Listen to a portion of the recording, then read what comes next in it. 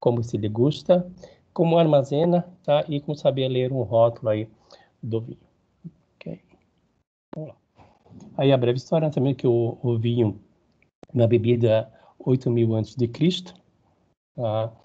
6.000, praticamente, ela foi encontrada praticamente 6.000 antes de Cristo no oeste do Irã, né? Mas a primeira produção praticamente começou há 3.000 anos antes de Cristo, tá? Ela foi encontrada aí numa ânfora. Mas foram aí os fenícios e os gregos, né, que começaram a divulgar aí os vinhos, né? Os inícios, porque transportavam, porque eram comerciantes, né? E os gregos aí conquistadores, principalmente aí na bacia do Mar Mediterrâneo, praticamente no sul da Itália, ali de Puglia, que começaram aí a divulgar mais o vinho. Lógico que aí foi os romanos que começaram, né, a investir em pesquisa na elaboração dos vinhos, tanto na colheita, no plantio, como na produção. E os vinhos, eles eram poucos, meio sem graça, aguado. Então, eles começaram também a adicionar aí mistura ao líquido, tá? Para dar um melhor sabor ao vinho. E lógico, também aí os romanos também descobriram que uma forma de fazer com que esse vinho permanecesse por longos períodos, né?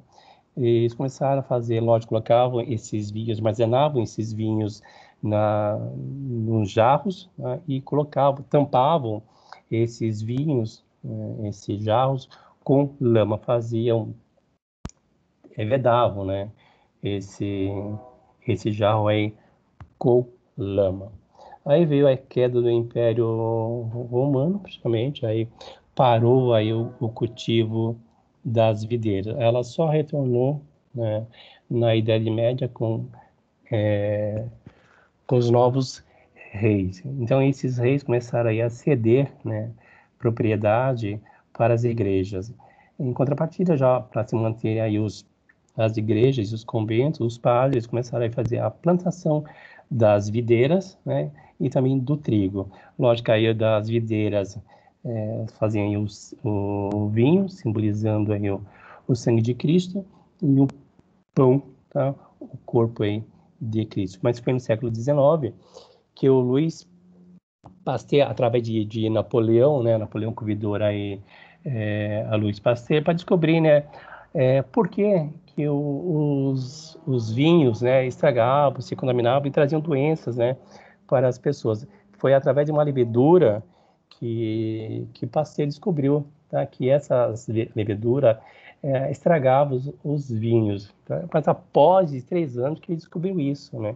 E aí ele achou uma levedura que era favorável tanto na elaboração e conservação aí dos vinhos. Por isso que hoje, né, algumas empresas de enologia,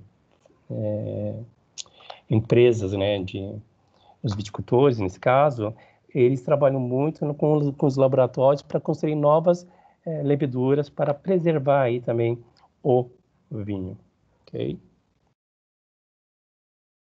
Aí nós temos como nós fazemos aí a elaboração, como se faz o vinho, tá? Lógico, aí nós temos o fruto, que é a uva, tá? Que só está representado pelo cacho, mas eles são grande quantidade. Eu vou prensar a uva, lógico que ele vai virar um mosto. O mosto é o suco, tá? O líquido. Esse líquido ele vai fermentar e aí vai virar o vinho. Lógico, para saber aí, saber se o fruto é uma vitis labrusca ou uma vitis vinífera, tá? Nós conseguimos descobrir pelas folhas. Pelo fruto, dificilmente nós conseguimos saber se é uma vitis labrusca ou uma vitis vinífera, mas através da folhagem, da folha, nós conseguimos. Da vitis labrusca, que é americana, nós fazemos aí o charutinho, né? E já da vitis vinífera não nos aproveitamos nada, só o fruto mesmo para fazer aí o vinho. Das vitis viníferas nós fazemos aí os vinhos finos, tá? E das vitis labrusca nós podemos fazer o vinho de mesa e suco.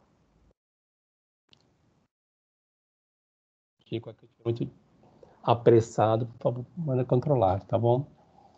Aí, hoje, né, antigamente, falava muito terroir. O que era terroir? Terroir antes era só o clima, né, daquela região, o solo, lógico, da região. Só que hoje esse conceito mudou um pouco. Terroir ainda é o clima, tá, o solo, aquela faixa de terra que vai ser o plantio. Hoje nós temos a videira, né, a planta, a vinificação, como será elaborado, processado esse vinho, o enólogo, que é o profissional que fica aos cuidados de preparar um bom vinho, e a tecnologia usada, os mecanismos usados para a produção, né, a industrialização do vinho. Lógico que o solo ele é um fator importante para uma boa qualidade aí das videiras produzir aí um bom vinho. Sempre as videiras, elas gostam de um solo pobre, porque as raízes têm que buscar seus nutrientes para sobreviver. É sempre os solos melhores, são sempre em encosta, arenosos, com pedregulhos e até mesmo calcário. Aí nós falamos sobre tecnologia, né? Hoje a tecnologia está a favor para a elaboração, a produção de um bom vinho. Aí nós temos plantio em espaldeira e plantio em latada. Plantio espaldeira é uma cerca, tá, com os arames, você coloca os dormentes, tá? Você passa um fio nos dormentes, aí você começa a plantar as videiras. Lógico, quando ela começa a crescer, ela vai se enganchar aí nos arames, tipo cerca mesmo, tá? Já a plantio enlatada, tá? É uns dormentes maiores, tá? Uns altos, ok? É trançado o fio em cima desses dormentes, né? Enquanto a videira ela vai crescendo, ela vai se entrelaçando nesses fios. Então, aí lógico, quando vai nascer o fruto, aí, o cacho da uva, ele fica pendurado. Então você pode fazer uma colheita melhor andando por baixo, tá? Da folhagem do plantio aí das videiras, tá? Esse é o melhor, que não tem muita agressão aí ao fruto. Então, você vai lá, corta, não tem como deixar cair, esmagar o fruto. Você já corta o cacho com maior facilidade, tá? Poda seca e poda verde, nós temos aí a poda verde, ela é sempre, desculpa, poda seca, ela é feita sempre no inverno, tá? Enquanto os galhos não possuem nenhuma folha. Então você começa a cortar os galhos maiores para quê? Que a videira cresça, né, com força, tá? E produza aí uns ótimos frutos. Já a poda verde é quando já está com o fruto, já tem aí todas as folhagens. Então nós começamos a fazer a poda porque os raios solares precisam entrar em contato aí com o fruto e também aí o oxigênio, tá? Através do sol, dos raios solares, dos raios do sol, também tem aí a doçura, né, do fruto. A irrigação hoje também ela é controlada, hoje você pode escolher que horário que você quer irrigar o seu plantio. Hoje a tecnologia ajuda muito, né? Até quantos milímetros de água você quer que cai em determinada planta, em cada videira. A Flixera e enxertia, a Flixera, lógico, ela acabou, essa praga acabou com a maioria das plantações, tá?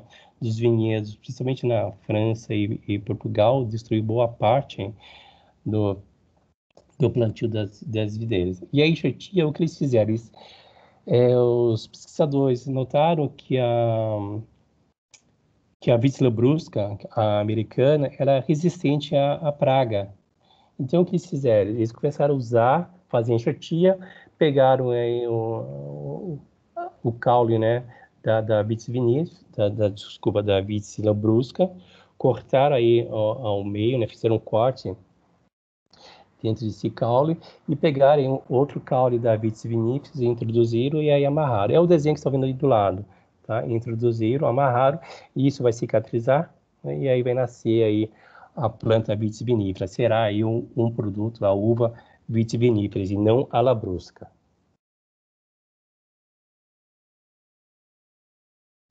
Lógico, das uvas brancas nós fazemos os vinhos brancos, né? Das uvas tintas nós fazemos aí os vinhos brancos e os tintos. Para fazer vinhos brancos com as uvas tintas, deixar o menor contato da casca com o líquido. Essa é a diferença. Nós sabemos que a polpa do fruto da uva, ele é branco. Então, lógico que ele vai produzir aí um líquido branco. O que deixa o vinho tinto são as cascas.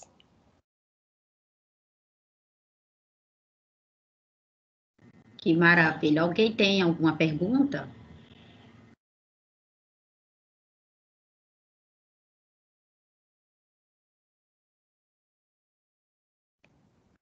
Stefania, Fernanda? Eu tenho. Que levantou a mão.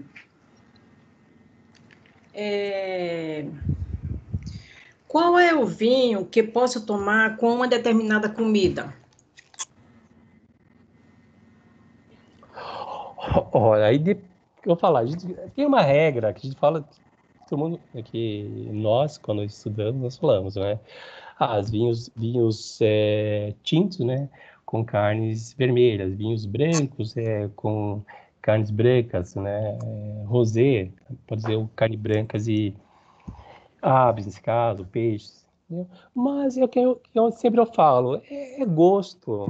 Às vezes você não gosta, por exemplo, um vinho seco, tá? Que a maioria das vezes a gente faz uma harmonização sempre com os vinhos secos, sempre numa graduação alcoólica de 13,5 até 14, tá? A gente faz essa harmonização e saber qual é o prato. Se o vinho ele tem uma acidez assim, moderada e ele é um vinho encorpado, aí eu sei que eu vou precisar aí de um prato pesado também, tá? Um prato que tenha suculência, por exemplo, um cozido, tá? Um cozido bem suculento. Então eu posso casar aí esse vinho que eu expliquei para você, que seja um vinho encorpado, com bons taninos, eu consigo controlar, né?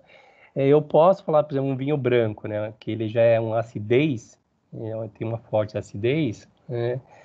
E comer, por exemplo, comer com uma feijoada. Ele tem assim, porque a feijoada é gordurosa e a acidez, ela controla a gordura na feijoada. É a mesma coisa com espumante. Dificilmente alguém ia falar assim hoje, né? Vamos comer feijoada e vamos beber espumante. Ninguém pensava nisso. Hoje, isso é possível. Por quê? A feijoada é gordurosa, né, e o espumante ele é ácido, então tem um controle, esse equilíbrio. Então, hoje, eu penso muito hoje deixar de tomar caipirinha com feijoada e começar a tomar aí comer, né, com espumante. Tá?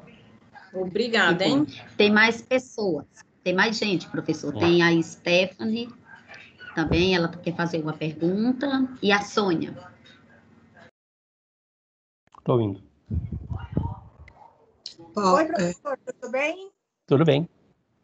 Quando eu preparo uma tábua de queijos, quantos tipos de vinho eu tenho que oferecer? Olha, depende. Nós sabemos que uma garrafa ele vai dar para 4 pessoas. Esse é padrão para gente. Tá? E aí depende quantos tipos de vinhos você quer. Quantos tipos de queijo você vai querer colocar na sua tábua. Tá? Então, se eu colocar, por exemplo, um gorgonzola, que é super forte, ele pode ser que algum vinho case bem com esse vinho, tá? Se eu pegar um vinho que não seja encorpado, vai sobressair o queijo e não o vinho, tá? Então, saber. Então, a regra é que a gente sempre começa aí, vamos começar sempre com vinho branco, vinho rosé ou vinho tinto. Ou pode pular aí o vinho rosé, branco e tinto. Mas aí quem vai estipular é que tipo de queijo você vai usar, que tipo de frios, né? Queijos que você vai usar na sua tábua. Se eu for usar de 3 a 5 tipos de queijo, eu posso usar, então, 2 tipos de vinho? Um vinho branco e um vinho tinto? Pode, Não mas você tem que precisa saber casar, tem que com saber os casar queijos. esses vinhos. Oi? Eu preciso casar o sabor com o tipo de queijo que eu estou usando na minha tábua. Exatamente, senão você vai sentir, por exemplo, coisa que uns vinhos gordurosos cabem perfeitamente com um vinho branco, um vinho rosé. Ele quebra isso. Tá? Agora, já, por exemplo, colocar um vinho tinto de corpo médio e usar por exemplo, uma mussarela, tá? Um prato, vai matar o queijo. Então você te gosta do vinho. Ok, Tá? obrigada. O Anderson quer fazer uma pergunta também. Anderson? Oi, boa noite. Boa noite, professor. Parabéns pela palestra. Eu sou da ETEC aqui de Santos, né, de eventos, e sou apreciador, um pouquinho só, não muito, viu, de vinhos. Eu queria, na verdade, fazer duas perguntas, né? A primeira é o clima montanhoso e o clima frio do Chile e da Europa, ele favorece a questão da qualidade do vinho? Sim. E a segunda pergunta, se existe uma vinícola brasileira que chega próximo da qualidade do que é vendido, dos vinhos importados. E Sim, nós temos a Salton. A Salton. No Sul nós temos a Salton. A Salton está produzindo ótimos vinhos, né? Já ganhou alguns prêmios com os espumantes deles. Então, estão concorrendo igual. Já o clima, sim, influencia muito. Tá? Tanto que se aí tem um clima que não chova muito, lógico, né? E também que não faça muito sol. Tá? Porque a uva, ele é um fruto meio sensível. Se ele produzir, nesse local, produzir muito sol, nós vamos ter grande, né, teor de açúcar nos cachos. Tá? E se chover muito, tá, as uvas vão ficar praticamente aguadas, que é o caso aí lá do São Francisco, né, que produz aí os vinhos super doces, tá? Porque a grande quantidade de sol nessa região é grande. Então tem que ter um equilíbrio. Não chover muito e também não fazer muito sol. Por isso que a Europa e o Chile produzem um clima aí equilibrado, principalmente em lugares montanhosos. Obrigado, professor. Ok, professor. Professor, tem o Cláudio Belém Gato. Vou fazer uma pergunta. Cláudio? Espera um pouquinho que eu sou a tradutora, que vou traduzir para ele. Ele é surdo. Tá ok.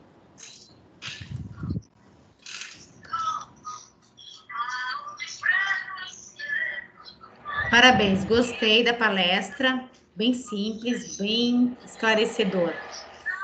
Mas eu tenho muitas dúvidas ainda do vinho. Uhum. É verdade que eu posso ter algum problema com vinhos, vamos supor que já existiu alguma alergia sobre vinhos? Pessoas com problemas que trabalham com vinho? E outra pergunta, no lugar aqui no Brasil, ele tem algum lugar que seja bem famoso e que podemos até ter curiosidade de um dia ir lá conhecê-lo e poder entender mais ou menos essa história tão linda, que eu acho muito bonita a história do vinho. Não gosto do vinho, não sou fã, mas eu gosto da história. Sim, temos a professora Carmen, a professora Estefânia, a professora Fernanda, né, até acho que o Valdeci, podem criar aí, levar até São Roque, fazer aí o roteiro do vinho, né, a Vinícola Góes, Jundiaí também, que é super próximo, onde eu tenho leciono, tem vários vinhedos também, super bons, até o vinho famoso, né, que você está falando o vinho do Papa, que o vinho foi degustar, o vinho foi produzido em Jundiaí. Então tem os ótimos vinhedos também. Agora, em relação se alguém passou mal ou houve algum problema de saúde com o vinho, eu desconheço. Tá? Parabéns, professor. Ok, professora, obrigada. Tem Então, aqui, Estefânia Justus. Com licença. Anderson, você ainda continua com a mãozinha levantada. Agora, a professora Stephanie, Desculpe.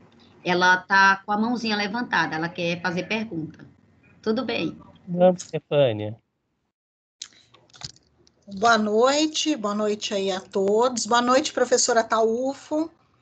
Boa noite, é um Stefânia. prazer por demasiado estar aqui com você neste evento. Inclusive, estou aqui por sua causa, né? Deixando claro. Queria fazer uma pergunta. Na verdade, eu tenho 34 perguntas, mas eu vou deixar para os alunos aqui, depois eu te mando no WhatsApp, né? Para pronta resposta. Queria fazer uma pergunta com relação à cozinha, que é a nossa paixão, que já que você é chefe, né? Você sabe das coisas. Eu queria te perguntar uma coisa que me veio agora nessa palestra, achei muito legal aí o histórico, as informações, é o seguinte, a gente se usa, aliás, eu aprendi várias receitas com você, do uso do vinho, né? E a gente vê, porque popularizou-se demais os canais aí, tem canal só de cozinha, muitos programas de TV, né, falando sobre cozinha, e aí o uso do vinho na alimentação, né, usado como tempero, usado como molho, etc. E aí, eu aprendi com você usar o vinho no peixe, né, vinho branco, eu lembro da tainha, e várias vezes vinho utilizado em carnes vermelhas. Então, eu queria perguntar para você se tem algum tipo de casta, porque teve uma pergunta aí que falou da harmonização, né, porque a harmonização é uma coisa bem mais específica, um pouco mais difícil, mas assim, com relação, existe, por exemplo, qual vinho e por que a gente utiliza o vinho na comida, né? É puramente para temperar, ou é para equilíbrio de acidez, ou ele vai servir para complementar molho? Então, é essa pergunta. E, por exemplo, se tem alguma casta que é específica, por exemplo, porque eu não sei usar o vinho X para aquele tipo de carne vermelha, ou para o peixe, ou para qualquer outro tipo de assado. Obrigada. A primeira pergunta sua, tá? As três já responde, tá? Lógico, para temperar, né? E também aí para encorpar também o molho, a gente faz muitas vezes a redução, que a gente utiliza um vinho para fazer uma também, né? Nós podemos fazer também através do vinho deglaçar, né? Aquele fundo que fica quando você fica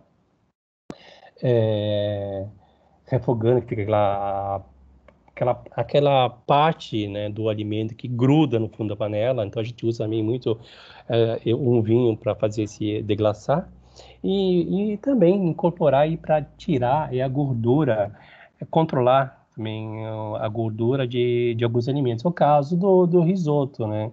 O risoto nós usamos aí o vinho branco, né? Porque ele controla, ele sendo ácido, então sempre o vinho branco seco, ele tem grande poder de acidez, ele controla aí a acidez, desculpa, a gordura do risoto, tanto na porção do queijo como na porção da manteiga que nós adicionamos aí nessa preparação. Então, ele também faz dar um equilíbrio aí a esse prato. Okay? E agora, em relação a se harmonizar, que nem eu acabei de falar, depende qual é o prato, qual o alimento que você vai utilizar. Quando eu falei, lógico, o prato um peixe, que é uma carne branca, eu vou usar, sim, com um pouco de acidez, né, moderada, né, com pouco tanino, né, porque frutos do mar, sal e tanino não se combinam, tá? Você vai dar um gosto de metal na sua boca. Parece que você está mastigando um ferro, um alumínio que você está colando na boca, tá? Por isso que às vezes quando a gente vai também degustar um vinho, quem tem aparelho nos dentes, tá? Não é aconselhável, que vai dar uma sensação horrível também no seu, no seu paladar, tá? Então, assim, harmonizar, sabe, qual caça, é difícil, sabe, com o que você vai utilizar. Como eu já falei, o peixe, né? Uma carne bem encorpada, bem com molho, aquele molho suculento, eu vou usar, sim, eu posso usar aí um, um pinot, tá? Eu posso usar um cabernet, que são os vinhos mais agressivas, tranquilamente, tá? Respondi, Muito Stefânia? Muito obrigada, professor. Tem outra pessoa, professor. A Márcia quer fazer uma pergunta. Professor, para ter um vinho bom, quanto tempo ele tem que ficar armazenado? É um vinho de excelente qualidade. Ele pode ficar anos. Eu vou chegar lá, vou mostrar para vocês algumas perguntas que estão já fazendo, e vou explicar passo a passo com calma. Então, eu posso usar, depende do enólogo, lógico, ele sabendo que foi uma safra boa, né, que produziu bons frutos, né, com uma doçura excelente, tá? Ele vai, lógico, produzir um bom vinho. Então, quando ele fermentou, deixou lá macerando, ele fermentou, colocou lá deixar um tempo nas barricas, aí ele vai decidir, esse vinho, é um vinho jovem, ele tem um potencial para envelhecer. Então ele vai escolher. Então eu vou deixar envelhecer na barrica por 15, 20 anos. Ou ele pode falar, não, esse vinho ele tem potencial de envelhecer na garrafa. Então ele vai levar, vai envasar as garrafas e vai deixar essas garrafas aí por 30, também, de 30, 40 anos. Isso quem vai decidir é o enólogo na hora que ele for preparar aí o vinho, tá? Tá ok, obrigado, professor. Mais alguém? Pode ir? Tem outra pessoa, novamente. Então, é o Anderson. Você quer fazer outra pergunta? Sim, só para finalizar. Professor, Oi. Existe aí um mito aí com relação à rolha sintética e à rolha tradicional usada nos vinhos, né? Uhum. E dizem que o vinho com rolha sintética, ele perde um pouco a graduação, ele perde um pouco a qualidade e o sabor. Isso é verdade? Depois, se a rolha, ela pode se está bem vedada, se ela está encaixada, se está vedando bem, né? Se não vedar bem, lógico que esse vinho ele vai conseguir entrar um oxigênio nesse material, né, dentro do líquido, e vai sim oxidar aí esse vinho. Então, com certeza, esse vinho não vai ser bom, não vai ser agradável na hora de beber ou consumir, tá?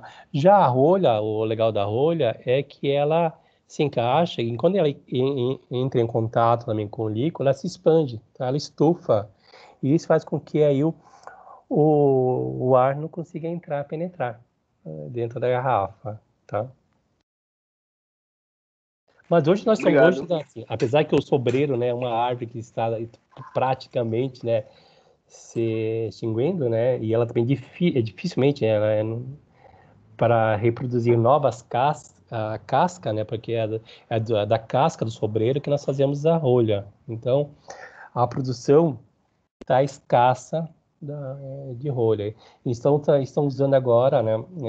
Achando outro material com a própria, estão reciclando rolhas, estão fazendo aí moer, né, as rolhas que são encontradas, combinando com outro material que seja aí similar à cortiça. Tá? É que demora 10 anos, né, professor? É.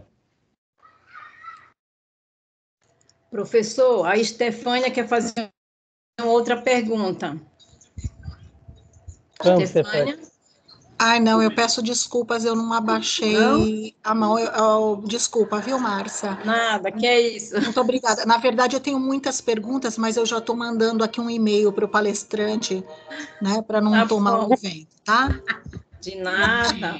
Então, alguém o quer fazer mais quer alguma mostrar, pergunta? falar sobre o slide, né?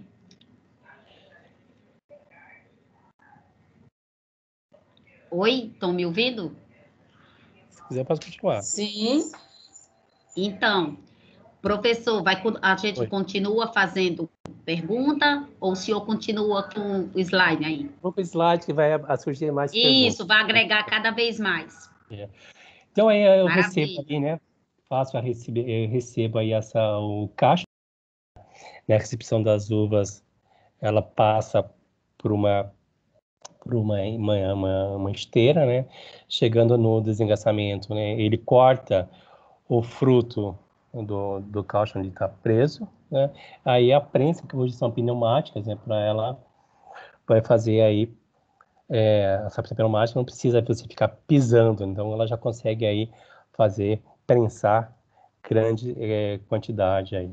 Então é a uva, a prensagem, o moço, que é o suco, né, o líquido, ele vai fermentar e aí vira o vinho, tá bom? Aí nós temos os tanques de inox e o tanque de madeira, que são as barricas. Aí nós temos a maceração. O que é a maceração? Maceração, desculpa. É o líquido com a casca, tá? Onde aí esse líquido ele vai absorvendo aí a coloração da casca, tá bom? Já a fermentação passou pela filtragem, então eu filtrei o líquido com a casca e fiquei só com o líquido, e aí esse líquido ele vai fermentando, vai transformando o açúcar em álcool, bom? Aí, como eu falei, alguém perguntou, quanto tempo leva, né, um bom vinho? Então, assim, como eu já falei, é a escolha do enólogo. Então, ele falou que já fermentou, passou a fermentação, né, já está pronto, e aí ele vai decidir, vou deixar o meu vinho amadurecer na barrica, tá, que ele é jovem, então ele vai criar corpo, vai absorver aí os aromas da barrica, né? Ou já vou deixar o meu vinho envelhecer na garrafa. Ou ele ia falar, não, essa safra não foi boa, vou já engarrafar esse vinho e vou mandar ir para o mercado. Tá? Então ele escolhe. Aí o método de champanhe, né? Champanhe na região da França, né? Na região de Champagne mesmo, tá? Para nós é espumante, né? Itália, nós temos o Prosecco e Asti. Espanha, nós temos a Cava ou Cavas, que vocês queiram também. Aí, para fazer aí os espumantes, nós temos os métodos Champenoise e o método Charmat. Vamos começar pelo método Champenoise. Tá, o método Champenoise, lógico, eu tenho o líquido, que é o vinho, né? Aí ele passou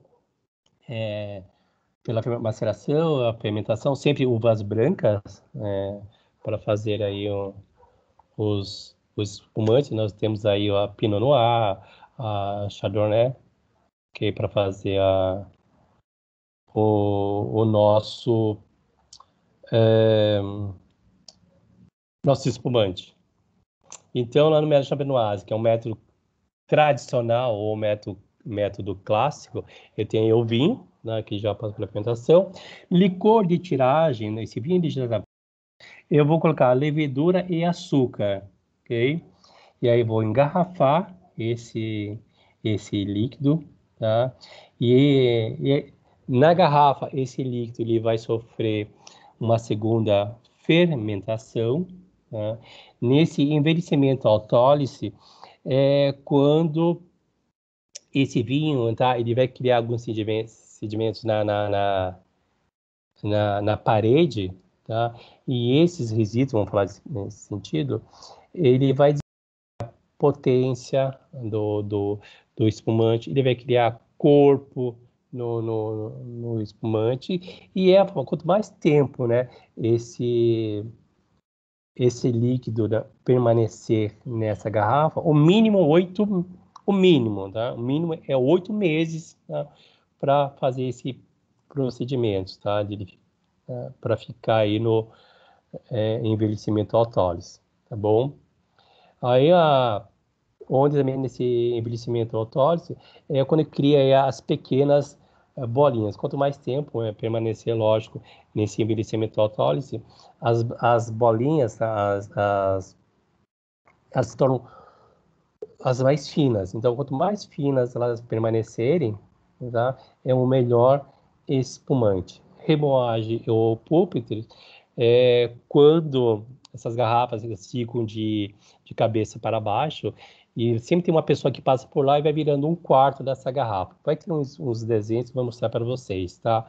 Já o degorgement, tá? Ou licor de expedição, então que eu já vou, no degorgement, eu vou tirar, né, esse resíduo que ficou aí no gargalo, tá, da garrafa, porque a garrafa fica de cabeça para baixo, ele vai criar aí uns resíduos. Então eu preciso tirar esse resíduo. Então nós fazemos o degorgement, tá? Então eu congelo aí a boca da garrafa, abro a garrafa, vai sair um pouco com pressão, porque tem uma pressão dentro da garrafa, vai expelir esse resíduo, tá? E aí eu vou colocar de novo o licor de expedição. Nessa sequência do licor de expedição que eu vou dar aí a doçura do meu espumante. Aí pode ser um brute, tá? Que nós controlamos a doçura. E aí, lógico, vai para rotulagem, né? Que vai lá colocar a rolha, a gaiolinha, tá? Colocar lá os alumínios, tá bom? Já o método Charmat, que é autoclave, que nós usamos aí o tanque de inox, que é um autoclave. Tá? Então, lógico, é o mesmo processo. Tem o vinho base, tá? Que já está fermentado. Vou colocar aí o licor, tá? De tiragem, que também é o açúcar e as leveduras, tá? Posso, nesse caso do Charmat, eu uso os clarificantes, tá bom? Que é aí para dar limpidez, tá? Ao líquido, a esse espumante. Né? E aí, lógico, ele vai fermentar, né, nessa autoclave, nesse tanque de inox, tá bom? Quando ele começar a fermentar, eu vou controlar a fermentação dele, eu controlo. Tá? Então, eu sei quando as leveduras, tá?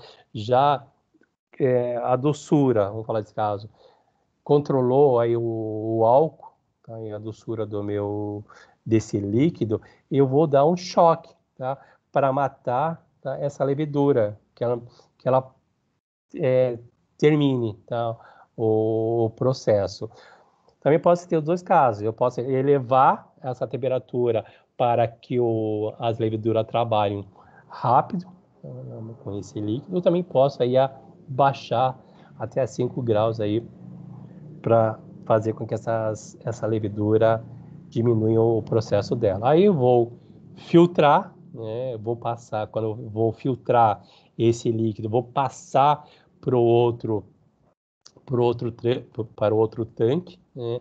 Aí eu vou fazer o licor de expedição, né? Que eu vou controlar aí também a doçura desse líquido, e aí vou filtrar, e aí eu vou engarrafamento isobárico, que é o mesmo processo quando você envasa aí o refrigerante, tá bom? Vou mostrar o processo com os desenhos para vocês terem noção. Aí o rapaz, aí, o senhor, né, o remoagem púlpito, esse sistema onde as garrafas ficam aí de cabeça para baixo. Então, eles são milhares de garrafas, tá, gente? Então, a gente vira aí um quarto, né, dessa garrafa. Tá? E aí você vê no outro desenho aí que o resíduo, já dá para ver que o resíduo ele está aí na boca da garrafa. Né? O outro desenho tem umas gaiolas, nós chamamos de giro pallet, tá? Que essa é mecanizada. Em vez de você virar sempre um quarto, o giro pallet ele faz isso automaticamente, faz com que a garrafa vire sempre um quarto, sempre em movimento. Por quê? Lógico, para o resíduo que está na garrafa ficar sempre em movimento, não se acumular num lugar só, tá bom? Aqui ele vai tirar aí fazer o dégorgement. Aí vocês estão vendo o resíduo, ele vai abrir, né? Essa rolha ela tem um pouco de pressão, por isso que vocês vão ver aí um líquido expelir, sair um pouco. Lógico, não sai pouco, não sai muito. Tá? Já no desenho lá acima, as garrafas estão adicionando aí o licor de expedição. Aí aqui nós controlamos a doçura do espumante. E lá no desenho de baixo já estão sendo colocadas aí as rolhas, tá bom? Já o método Charmat, né, que é o processo mais rápido, né? Aí eu passo, né, recebo, né, faço o vinho, aí já faço a filtragem, né? Aí já vai para o tanque, aí no tanque eu controlo a fermentação, ok? O método Charmat, tá? A gente leva aproximadamente para fazer um espumante de- desse método, que é o método Charmat, nós levamos aí praticamente 30 dias, tá? Enquanto o método Champenoise e tal, o mínimo que nós levamos para fazer o espumante é 8 meses, o mínimo, ok? Aí a gente está recebendo, né? Passo para envasar, já passo para rotulagem e aí mando aí para o mercado. Então, por isso que o método Charmat, ele é bem mais barato do que o método Champenoise, tá? Então, o método Charmat, você pode encontrar aí um bom espumante por R$ 45, R$ 54, né? Depende, tem alguns que estão em promoção. Já o método Champenoise, você encontra aí o mínimo, por esse método, R$ 80, o mínimo, tá bom? Aí os vinhos fortificados, os vinhos fortificados, quando nós adicionamos a aguardente vínica, tá? Que é a aguardente de vinho. Então o vinho xerez, né? E também, lógico, adicionava o vinho, desculpa, aguardente de vinho, que também era um método de conservar aí os vinhos. Bom, então, para fazer um vinho xerez, eu tenho o mesmo processo, aí a uva, vou prensar, né? Vira o mosto, aí o suco, tá? Ele vai fermentar, virou vinho. Quando ele virou vinho, tá? Aí eu adiciono aí a aguardente vínica. Já o do Porto, que é o tradicional, que todo mundo sempre conhece, né? É o mesmo sistema. Só que quando está fermentando esse líquido, eu adiciono aí a aguardente, aí passa a ser aí um vinho do Porto. Vamos falar um pouco sobre as uvas tintas e as uvas brancas. Gente, tem mais, sabe, quase 5.000 tipos de uvas. Não vou falar todas, vou falar as que nós estamos acostumados aí a ver e também a ouvir falar desses frutos. Aí nós temos a Cabernet Sauvignon. Gente, para degustar um vinho, sabe, precisa ter um aroma, lógico. Você vai sentir, tem um aroma de álcool, tem aroma de fruta. Tem. Esses são os aromas primários. Não temos os secundários e os terciários, tá? Já o secundário, toda uva tinta, ela vai ter aroma de frutas vermelhas. Todas, secundários, vocês vão ter. Toda uva tinta vai ter aí aromas de frutas vermelhas, tá? O terciário, que são os complexos, você pode sentir aroma de especiaria, aroma de chocolate, aroma de animais molhados. Então, esse é um pouquinho mais complexo, tá? De a gente sentir, tá? Só quem já estudou um bom tempo, já degustou alguns vinhos, já sabe distinguir aí o complexo, tá bom? Mas o primário e o secundário, todos nós conseguimos, tá? Então, secundário, já vocês vão sentir aí aroma sempre de frutas vermelhas, tá bom? Frutas vermelhas são aí amora, né? Morango, por aí vai. Aí nós temos a Cabernet Sauvignon, da região de Bordeaux. Merlot, também da região de Bordeaux. Hoje também a Itália também produz alguns Merlot. A Pinot Noir, né? Eu sei que é uma uva que a Estefânia adora esse vinho de Pinot Noir. Né? Então vocês reparam que sempre tem aí na... Oi? Então vocês reparam que sempre tem... Alguém falou?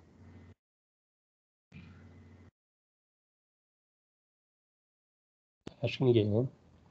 Pode continuar, professor. Tá. Então aí os principais, se vocês virem embaixo do fruto, né, da uva, do cacho, sempre tem a descrição de alguns aromas, tá? Os aromáticos. A Gamay, tá?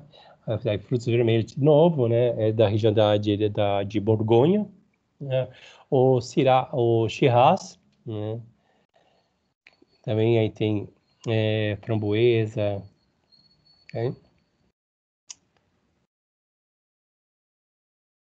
A Taná, também da região aí da França. Hoje também o Uruguai também produz muito bem um vinho com essa uva, excelente qualidade. Quem tiver oportunidade também de comprar esse vinho Taná do Uruguai, não é um vinho tão caro assim, tá?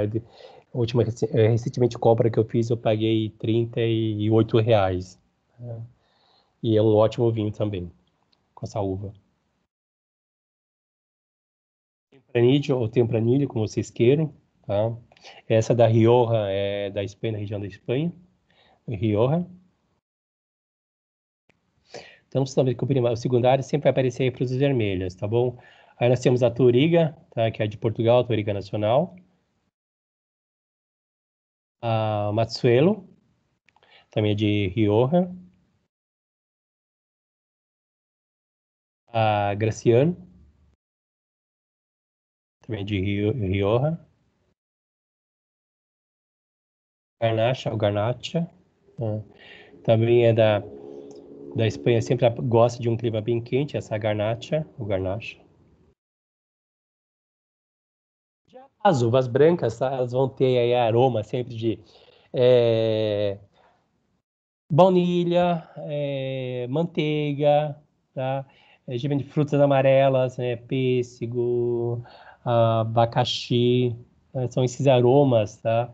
Que você vai sentir nas uvas brancas, né? Que são aí os vinhos brancos. Aí nós temos a Chardonnay, né? Também da Borgonha e da França, onde também se produz aí o espumante, a Sauvignon Blanc, também é lá da França. Nós estamos vendo aí a pêssego, maracujá, tá? A Torrontés, né? Também é uma uva típica da região da Argentina.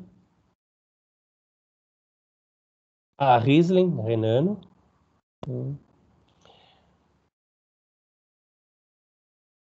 A Riesling Itálico. Tanto a Riesling Renano e a Riesling Itálico também são da França e Alemanha, tá? Principalmente o Riesling Itálico, né? É aquele vinho alemão, né?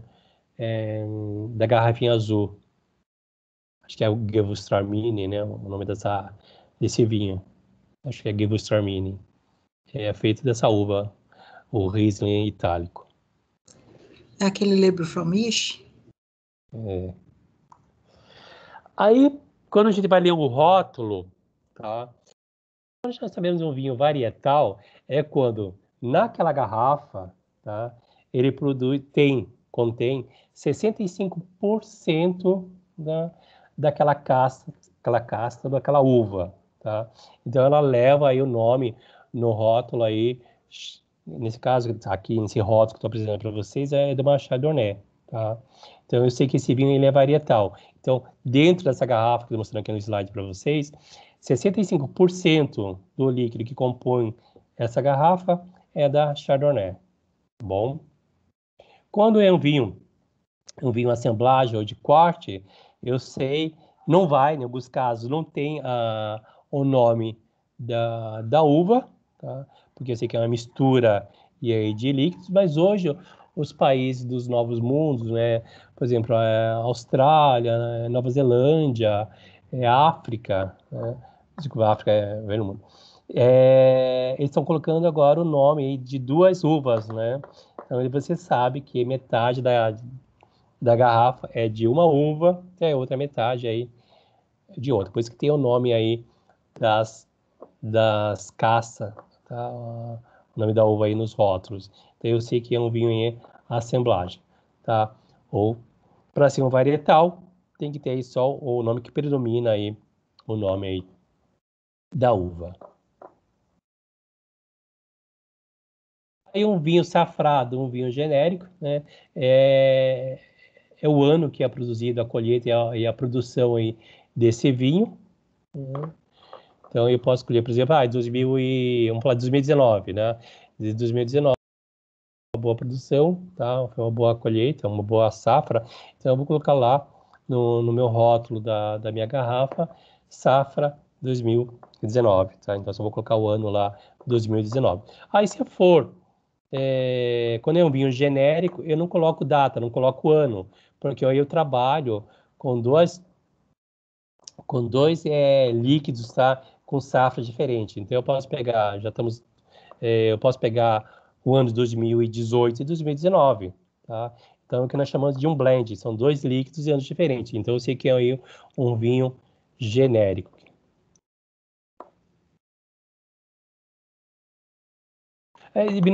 DOC, né? Denominação de origem controlada. Quem dá o DOC é o Ministério da Agricultura da região, tá? que está sendo produzido, né? Aquele vinho. Então a pessoa vai lá, né? O Ministério da Agricultura vai nessa região, ver lá, a qualidade, né? A produção desse vinho, como que ele é feito, né?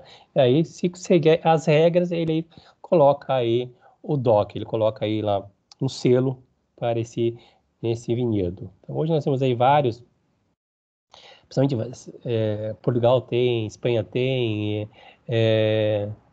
França também tem, Itália, então algumas regiões aí produzem, tem aí esse DOC. O Brasil está tentando aí conquistar esse DOC ainda. Tá lá o Vale dos Vinhedos no Rio Grande, tá bom? E eu acho que vai conseguir, logo está conseguindo.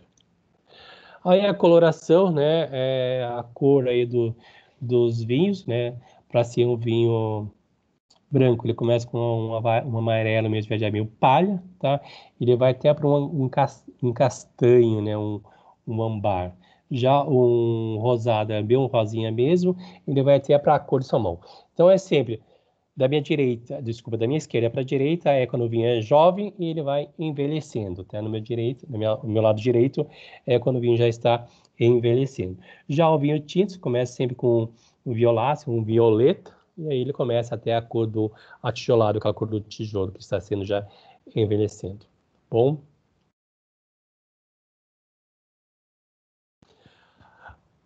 Quando você for degustar o vinho, né, o líquido que cair aí na sua papila, na sua boca, é essa sensação que vocês deverão aí sentir, tá, na língua de vocês, tá? O primeiro contato que nós temos é o doce, tá? Qualquer alimento, lógico, menos o sal, né, que você vai sentir o doce, mas qualquer alimento que você for levar à boca, tá? A primeira parte da língua que você vai sentir é a doçura. Tá? Então você vai sentir o doce, em sequência vem o salgado, tá? O terceiro aí vem o ácido, que sempre são as laterais, né? O ácido, o salgado é mais um pouco acima, centralizado aí do doce. No final, nós temos o amargo, o amargor. Tá? Entre o ácido e o amargo, nós temos agora o umami, né? Que nós temos aí agora o quinto elemento. O umami é aquele sabor lá do Ajinomoto, do Ajinomoto. Que ninguém sabe que sabor, se é salgado, doce, né, ácido. Então, aquela mescla que nós não conseguimos distinguir aí na nossa papila, tá bom? Então, qualquer alimento que vocês forem levar na boca, não só bebida, mas um líquido, mas comida, são essas sensações aí que vocês deverão sentir na papila de vocês.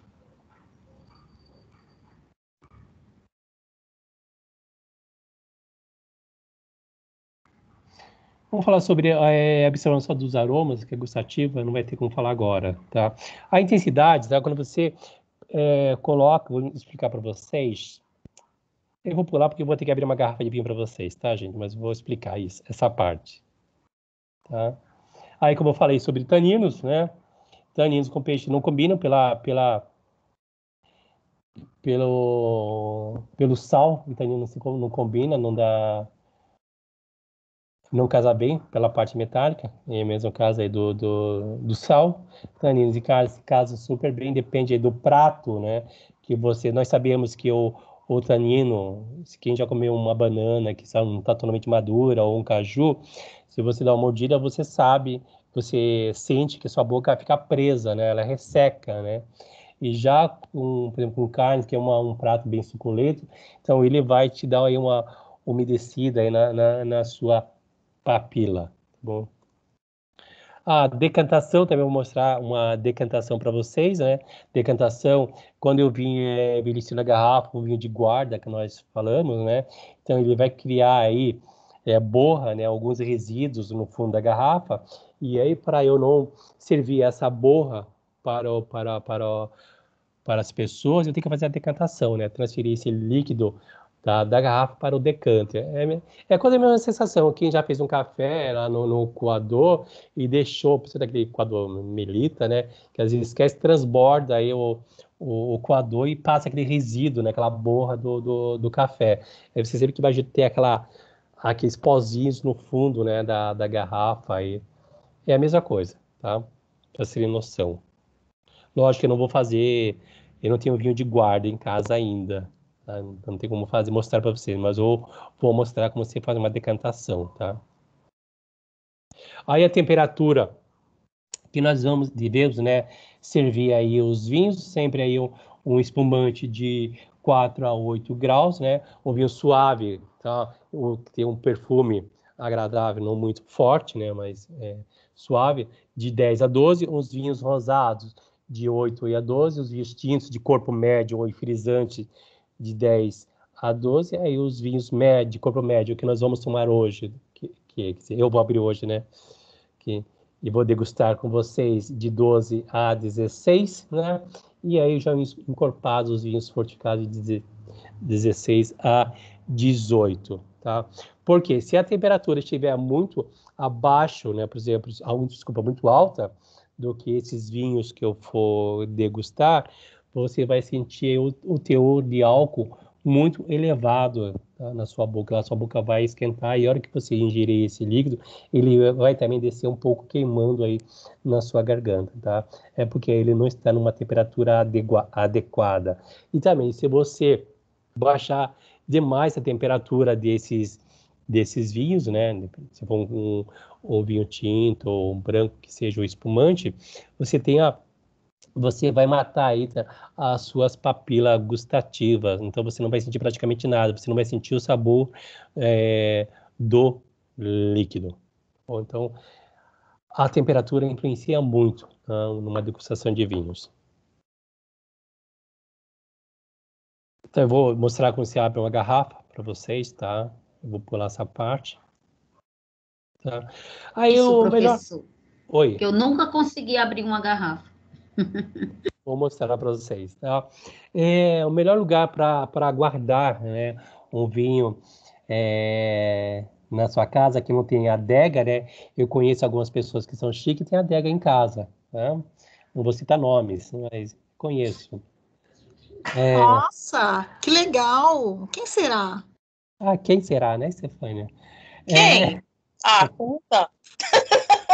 Stefânia, vocês não É conhecem tão a feio Adega? o palestrante, é tão feio o palestrante fazer fofoca. Ai, gente, olha, isso porque o palestrante é professor de etiqueta. Vamos lá. Aí nós temos, quando nós não Fala temos sério.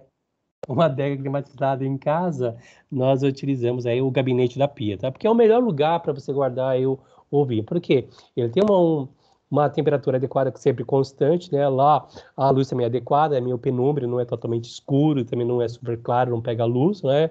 A umidade controlada, porque você sempre está friozinho, né? Porque a água bate lá na cuba, então sempre tem aquele lugar mais um pouco frio. E lógico que aí tendo um espaço tem oxigênio sempre adequado, então não tem que lugar preso, né?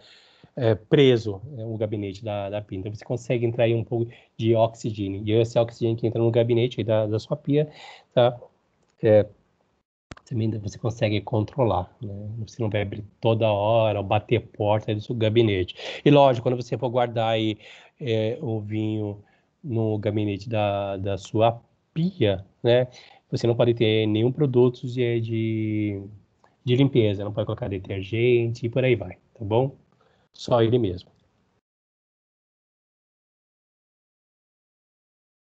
Aí, na linha do rótulo, para vocês, aí nós falamos sobre que você consegue ver aí a marca no rótulo aí, no slide. Tem a marca, que é a grafina, né? Eu sei que é um vinho varietal, que é o tipo da uva que é uma Shiraz. Eu sei que é um vinho safrado, porque estava marcado 2002, tá? Ele não tem DOC, tá? Porque San Juan, na Argentina, não tem DOC ainda, tá bom? E aí, dos espumantes, né? O padrão é de açúcar, né? Para ser um extra brut, nós temos aí 100 gramas de açúcar por litro, tá? De brut, de 6 a 15 de açúcar por litro, um demi-sec de 20 a 60 e o doce, né, acima de 60 gramas por litro. É muito açúcar, tá, em 1 litro. Por isso que a mulherada adora, né, o espumante doce.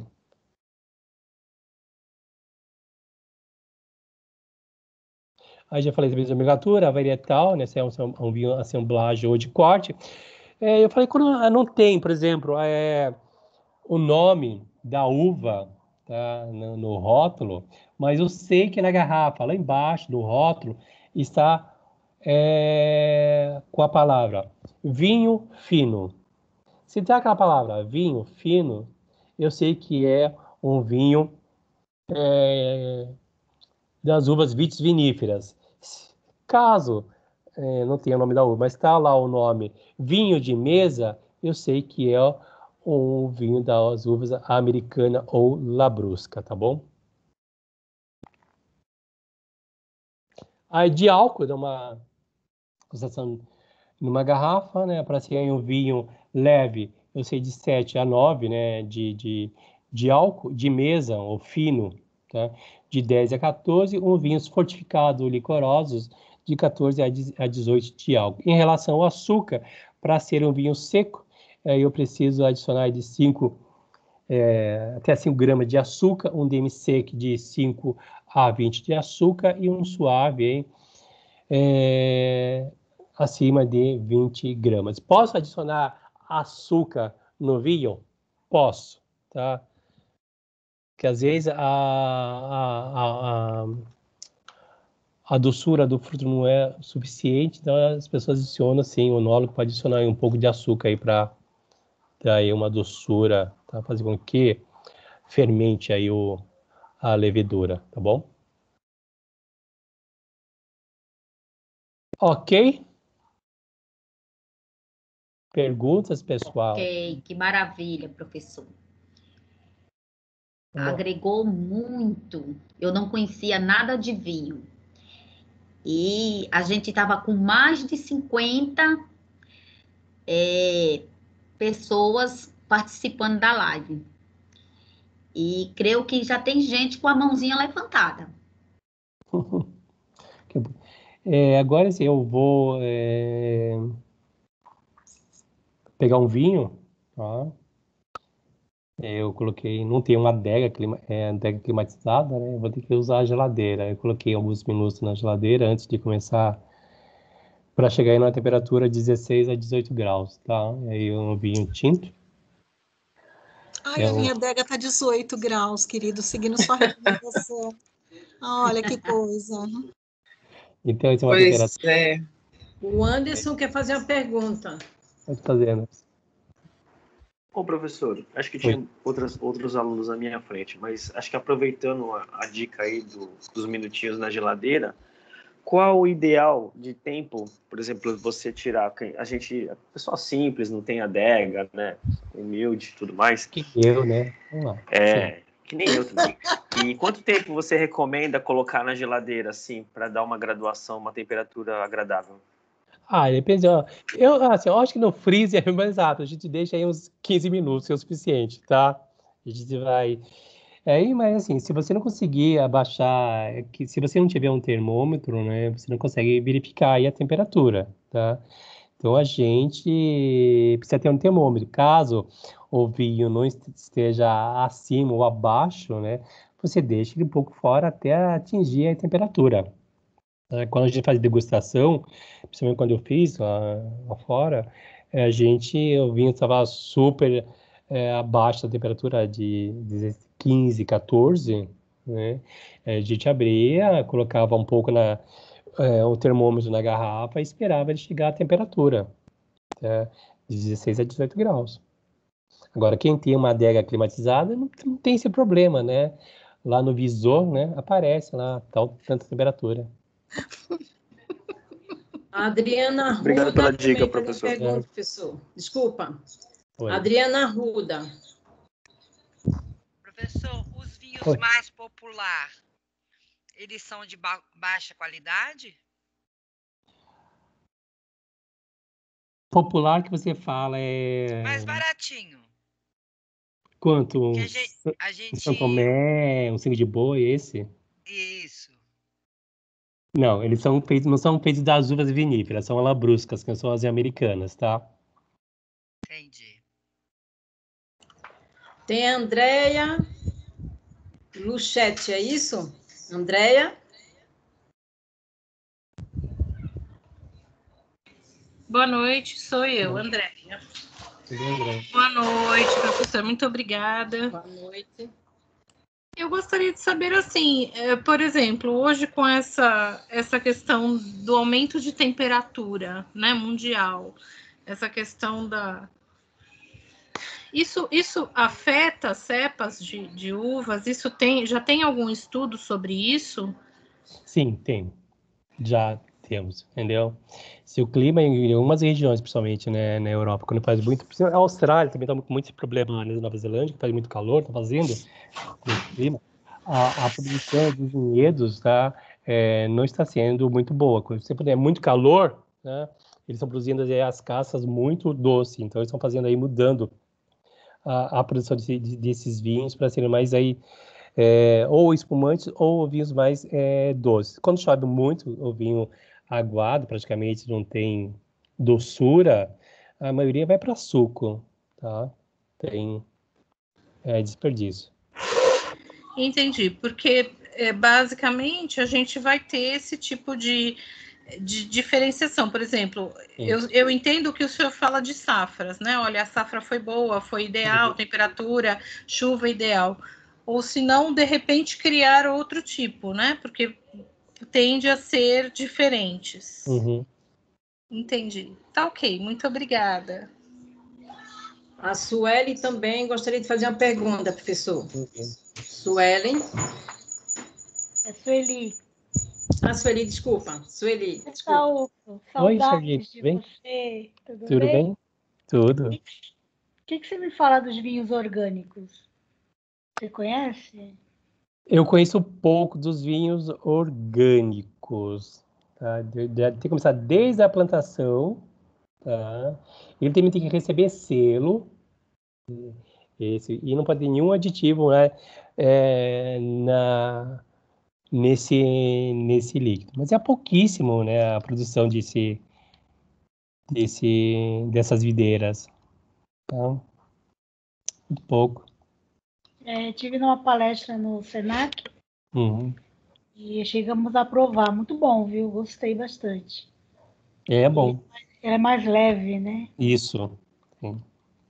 Sueli e Ataúfa, vocês estão convidados para vir aqui em casa. Eu tenho algumas garrafas de vinho orgânico. É só chamar, é só chamar. Eu sabia Aliás, que ela ia falar alguma coisa. branco, tinto, tem alguns espumantes também, tem o rosé, todos com selo, viu? Nós já combinamos primeiro. Com certeza sua dívida comigo será paga, né, Stefânia? Isso, convidados, Sueli e professora Ataúfa. Aí ele já aproveita e dá um curso para nós. Sim. Fernanda e Valdeci também. Fernanda e Valdeci também, tá? Sim, com certeza. Sueli, mais alguma pergunta? Não. Tem a Stefânia. Agora acho que é Stephanie, isso. Isso, Stephanie. Olá, professor, boa noite. Oi. Boa noite, Obrigada pela palestra maravilhosa. Professor, uma indicação o senhor teria de vinhos mais convencionais que a gente acha no mercado, por exemplo, que seja bom, intermediário para fazer o consumo em casa, no dia a dia, com a família? Nossa, temos vários. A taca dos chilenos, né? No Concha e Toro, no Santa Helena, que são os vinhos acessíveis, não são tão caros, né? Você encontra aí esses vinhos por R$ 27, né? Os chilenos, os argentinos, uma boa safra também. Aí você só fica a critério de escolher qual casta, né? Ou qual uva você tem preferência, né? Tem gente que prefere alguns sabor, né, para uma determinada uva, né? Eu adoro Cabernet, apesar que eu gosto de todas, né? Obrigado. Hoje eu vou mostrar para vocês uma outra uva para vocês, vou mostrar o rótulo para vocês, o que já foi falado aqui nessa live com vocês.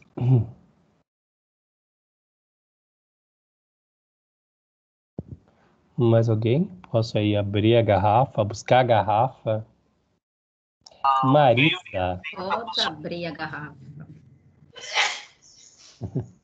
Tem a Alguém Marisa. gostaria de responder mais perguntas? Pode.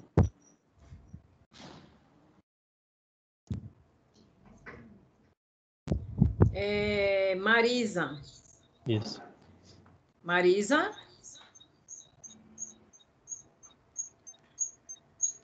Marisa de Fátima. Você gostaria de fazer alguma pergunta?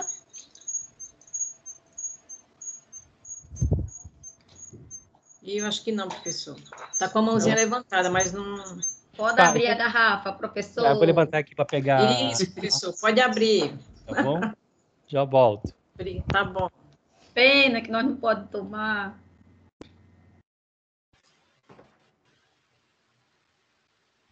Marisa.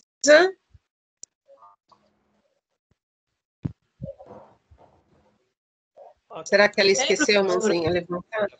Com a mãozinha levantada. Aqui é uma uva Negro Amaro, tá? Eu sei que eu falando assim, uma coisa no ouvido, né? Aqui está para vocês verem o rótulo, né, da garrafa, aqui é um Negro Amaro, né? Eu acho que esse italiano não tomou ainda esse vinho, tá?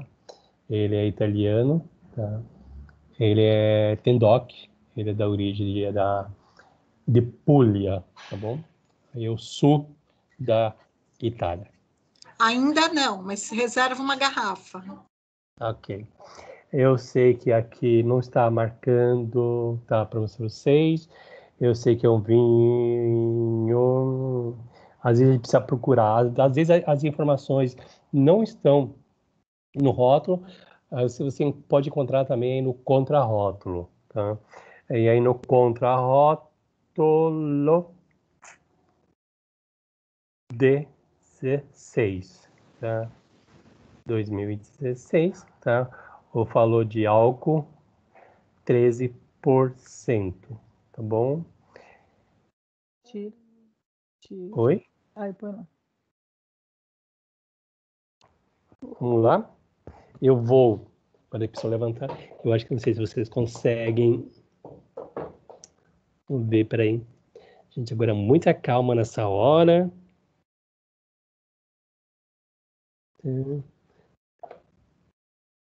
Quero...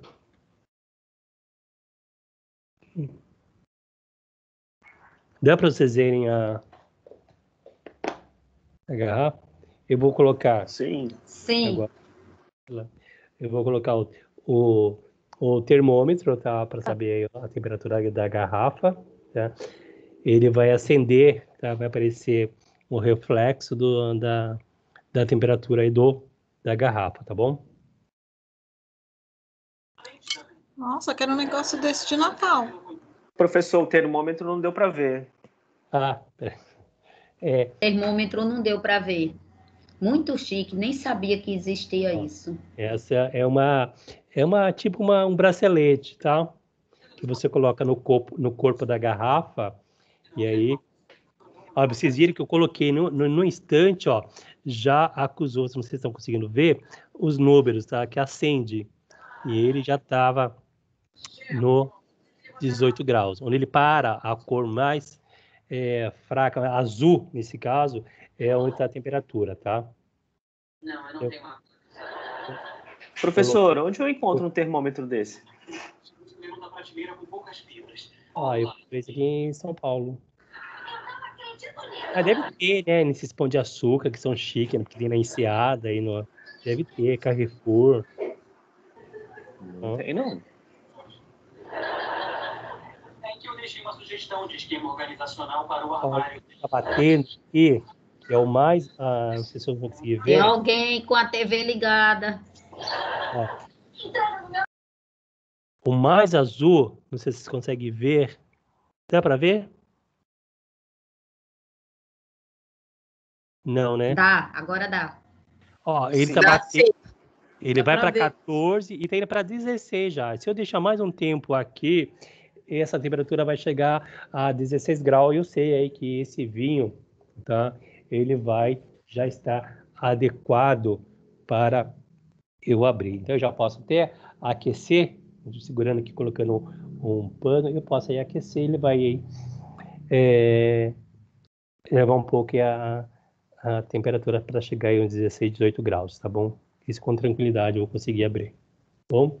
Então, nós temos, mostrar para vocês alguns utensílios, né, que nós podemos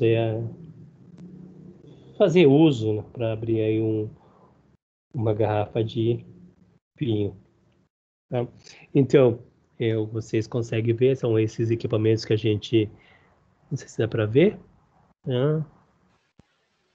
Dá sim. Um pouquinho mais para trás, sim. Afasta um pouquinho. Isso. Tá. Aí nós temos aqui, tá, o oxigenador, tá, que você coloca aí na garrafa quando o líquido cair aí na taça, ele tá oxigenando aí esse líquido, tá? Ele tem um bico e entre o bico ele tem um arame, faz com que aí o líquido ele se divida, tá? E nessa passagem entra ar, tá? Aqui nós temos a tampa da garrafa, né, é de inox, que é pesada para vedar aí, para também não entrar muito ar na garrafa. Aí nós temos aqui o saca-rolha, né? Aqui nós temos o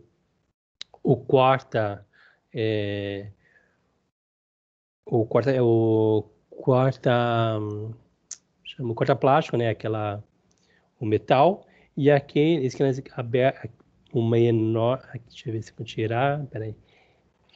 E esse daqui, tá, que é uma argolinha e ela tem um feltro, tá, que é o corta-gota. Então, hoje você não precisa virar mais a garrafa para você servir, entendeu? Então, o líquido, ele vai correr e a esponja que tem aqui dentro, essa esponjinha, vai absorver aí o líquido, tá bom? Esses são os que nós utilizamos hoje. Já chegou aí, ó, a temperatura, já bateu 16 graus certinho. Aí nós temos aqui, tá? Nós temos uma taça, tá, para um vinho encorpado, geralmente um Bordeaux, tá? Porque a base da taça, tá, o bojo dela é um pouco largo, então um pouco maiorzinho, fazer para que o líquido se movimente, tá? E ele vai respirar. E a boca também da taça é um pouco mais fechada, não é totalmente aberta, porque se for muito aberta, lógico que você não vai sentir aí o perfume, o aroma do vinho, nesse caso o líquido, tá bom? Aí nós temos também já outro vinho de corpo, outra taça com vinho já de corpo médio, tá? Ele é mais tem um corpo maior, nesse caso, mas também é um pouco também já um pouco aberta, né? Também tem um vinho de presença, um vinho de chama um vinho de corpo médio de presença. E aqui nós temos uma taça que é a ISO, que é a padrão que nós fazemos a degustação nessa taça, tá? Então, se você não tem uma taça para cada tipo de vinho, você pode usar a padrão, que é a ISO de degustação, está perfeita. Gente, aí as pessoas falam, mas qualquer taça dá para tomar um vinho. Não, tá? Muda muito, tá? Você sente o material lá quando for o vidro, quando for um cristal, tem uma diferença sim, tá? Também o tamanho da boca da taça também faz com que aí o álcool evapore com maior rapidez, tá? Aqui nós temos um decanter, que eu falei para vocês, é uma jarrinha, tá, bujudinha, tá? Onde você transfere, tá, o líquido da garrafa, quando é um vinho de guarda, tá? E aí tem resíduo aqui, eu transfiro aqui para o decanter, ok? Vou abrir o corta-lacre, né? Aqui eu pegar o corta-lacre, ele tem o tamanho certo para entrar a boca da garrafa, tá? Ele tem uma parte, só duas lâminas, uma lâmina de cada lado, são duas. Ele se encaixa perfeitamente aqui na boca da garrafa. Então é só apertar e girar. Quando a gente vai abrir uma garrafa, tá? A gente não pode girar a garrafa, sacudir muito a garrafa. A garrafa tem que ficar parada. Por quê?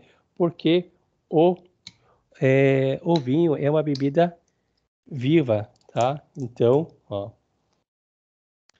não pode agitar muito. Nesse saca-rolha, nós temos 2 estágios, tá? Para facilitar. Quando você não tem um corta-lacre, você usa o canivete que tem no próprio saca-rolha, tá? Ele tem uma lâmina aqui, ó. É só fechar, ok? E esse saca-rolha ele tem 2 estágios, tá? O primeiro é essa parte, tá? Que está aqui, que vai entrar em contato primeiro com a rolha, tá? Na boca, né, da garrafa. E o segundo é esse que é o finalizar, para tirar a rolha com facilidade, tá bom? Abro a espiral, tá? Centralizo o espiral na rolha, né? Aí faço um pouquinho de pressão e começa a girar. O saca-rolha, tá? A lâmina não pode entrar torta, bom? Aí eu sei que o segundo estágio já deu, tá? Eu vou apertar aqui e fazer um pouco a lâmina para o alto, ó. Ou...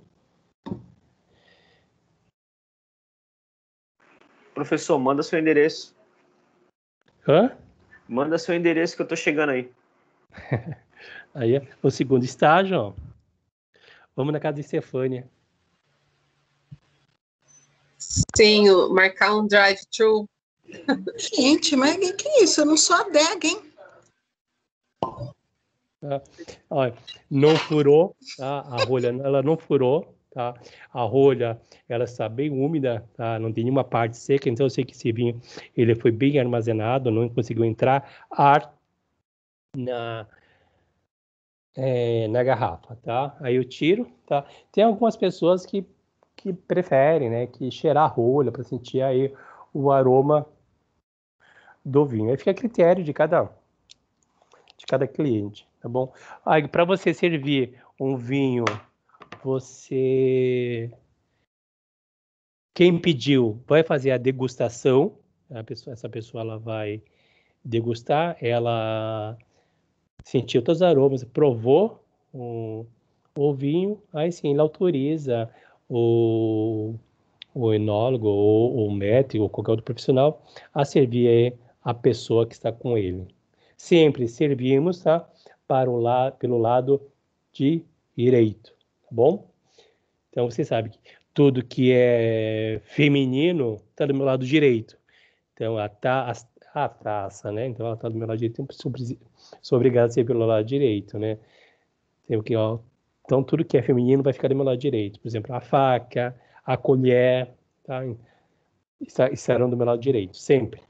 Isso é uma regra, não tem como mudar, tá, gente? Aí eu vou pegar e colocar o não vou precisar do corta-gota, mas eu vou colocar para aerar aqui o vinho, tá bom? Coloquei.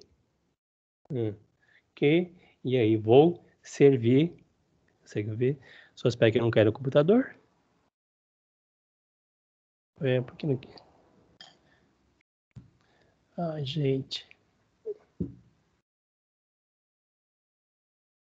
Não quer nem sair, tá? Entrou o ar.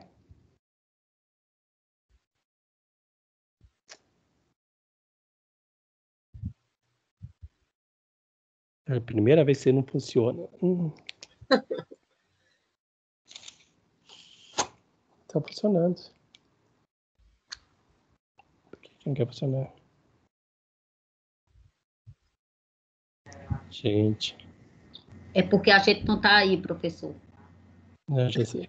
Aí ele não Todo mundo tá babando aqui do lado de então. Exatamente. Secaram a garrafa só com o olhar. Tava com ar por isso. Ó, a cor. É que você não consegue ver a cor. Eu acho que foi o Anderson que a cor dele, desse vinho. queria ir para aí logo.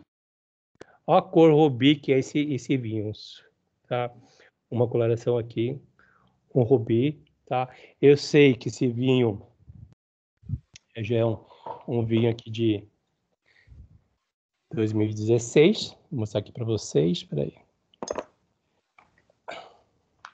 Para fazer uma análise do vinho, vamos ver. Eu sempre coloco algo branco. Aqui tem, vou usar a toalha aqui, né? Toalha. Aí eu vejo em cima da toalha, porque aí eu consigo visualizar, tá? Se eu sei que é um vinho jovem, né? Ou se é um vinho já adequado, envelhecido já para beber. Eu sei que esse vinho aqui já é envelhecido, por quê? Eu começo aqui, ó, tá? Aqui, você inclina para você ver, lógico que eu vou ver daqui para baixo, aqui tem uma coisa branco. Então, já estou vendo que esse vinho, ele não é um vinho jovem, porque ele tem uma cor, praticamente, ele é uniforme, ele não tem os degradê. Quando tem degradê, eu sei que esse vinho, ele é um vinho jovem, ele tem condições de igualar para ser um vinho velho, ou que seja, um vinho já envelhecido, tá bom? Eu vejo que ele não tem o degradê, ele é uma cor única. O centro dele, que nós chamamos, que é o olho, dessa parte que nós olhamos de cima para baixo, tá? Eu estou olhando aqui, tá, gente? Essa parte, vocês vão ver aqui, tá? É essa parte aqui, ó. Vocês vão ver, olhando de cima para baixo, tá? Vocês vão ver que ele é um pouco mais escuro. Mas você vê que ao redor dele, ele continua sempre com a mesma coloração até o final dessa parte aqui, ó. Tá bom? E aí, Muito bom. Aí eu sei que é um vinho limpo, tá? Ele não tem nenhum resíduo, tá? Aí o aroma, você vai sempre aí girar aí a taça, fazer esse giro, tá? Gente, só não pode pegar pelo corpo, tá? Porque aí você aquece, tem gente pessoas que pegam por aqui, né? Aí você aquece o vinho, tá? Então, a gente pega por essa parte aqui, tá? Ou, se quiser, pode pegar por aqui, não tem problema. E aí você vai fazer esse giro, essa rotação. Aí você pode colocar o narigão dentro mesmo, puxar com toda a força, né? Pode até abrir a boca para puxar, você vai sentir aí já sei, aroma de frutas vermelhas, que tem cheiro de pimentão. Eu já senti. Tá? Aí para você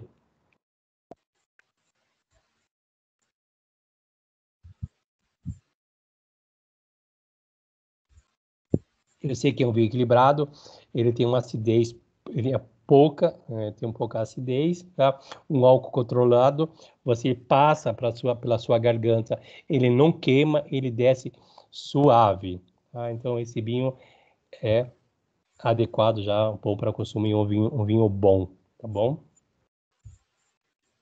Ok? Ok, muito bom, excelente. Adorei, Ataúfo. Aprendemos muito, mais uma vez, com certeza. Queria agradecer de coração mesmo a sua presença. Peço desculpas novamente pelos atrasos, pelos imprevistos, mas que bom que você aceitou o convite, compartilhou aí todo esse conhecimento que você tem. A gente admira muito esse conhecimento, né? Obrigado. E admira mais ainda quando a gente está junto, né? Para comemorar. Sim. Embora aqui na pandemia, né? Estamos aí meio impedidos, mas assim que possível até já combinamos um encontro aí. Obrigado. Com certeza. Obrigado. Agradeço de coração e vou te enviar o certificado depois, por e-mail, tá bom? Obrigado, filho. Obrigado. Vou chamar a Soraya para fazer o fechamento e daqui a pouco nós já temos a outra palestra aí. Para se corrigir. Precisando, nós estamos aqui. Que nem eu falei. Vou até a FATEC Santos Dumont, se precisarem, dar uma aula show para vocês tranquilamente, tá bom? Com certeza. No presencial é melhor ainda. Vocês podem pedir que eu faço de coração, porque eu já dei aula aí, eu sei como que é, tá bom? Então, um abraço a Sueli, a Carmen, a você, Fernanda. A você não, Stefania, porque vocês sempre estamos juntos, né? Você mora no meu coração. Nossa, mas aproveitar a gracinha, aí você já está desconvidado. Gente, na Kamikado do Shopping Praia-Mar tem esse termômetro do professor Ataúfo, está com 40% de desconto. Aí, ó. Você compra ele por R$12. Acabei de receber a informação aí, Anderson. eletrônica. Aí, Anderson, aí, ó. Olha, eu vou lá amanhã. Muito obrigada, pessoal, a todos. Boa noite, professor. Obrigado. Boa noite, professor. Boa noite. A Soraya agora vai fazer um fechamento. Degustando e aí os professores que... Maravilhoso. Um carmené. Que bom. A palestra inteira eu degustei aqui. Logo estarei fazendo uma aula show para vocês, tá bom? Isso, ótimo. Obrigada, Ataúfo mesmo. E aí, para os alunos e professores que vão participar da próxima palestra, deixei o link lá também, tá? Vai, Soraya, desculpa. Tudo bem, professora. Muito obrigado, professor Ataúfo. Eu fico muito grata, assim, aprendi muito. Eu não sabia nada de vinho, agora já aprendi. O senhor não deu uma palestra, deu um curso para gente. Eu amei. Creio que todos amaram também. Agradeço a todos os professores que estão.